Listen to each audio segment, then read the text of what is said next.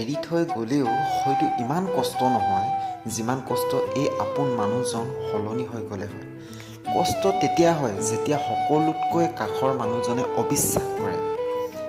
আমি পাৰফেক্ট নহ'লে বিশ্বাসযোগ্য হোৱা খুবেই প্ৰয়োজন। বেলেগক দিয়া কষ্টবোৰ এদিন যেতিয়া নিজে অনুভৱ কৰিবা তেতিয়া বুজিবা কিমান বিৰক্তিকৰ হ'ব পাৰে সময়বোৰ। বিপদৰ সময়ত লগত থকাৰ আশ্বাস সকলোৱে দিয়ে, কিন্তু যিয়ে শেষ পৰ্যায়লৈকে থাকে, লগত যুঁজ দিয়ে, তেওঁহে প্ৰকৃত শুভাকাংক্ষী। প্ৰথমতে অকলশৰে থাকিবলৈ ভয় লাগিছিল আৰু এতিয়া অকলশৰে থাকিবলৈহে ভাল লগা হৈছে। মই জানো তুমি অভিমানী, কথাই প্ৰতি ঠেৰ ধৰাটো তোমাৰ স্বভাৱ, কিন্তু শুনা, মোৰো এখন হৃদয় আছে।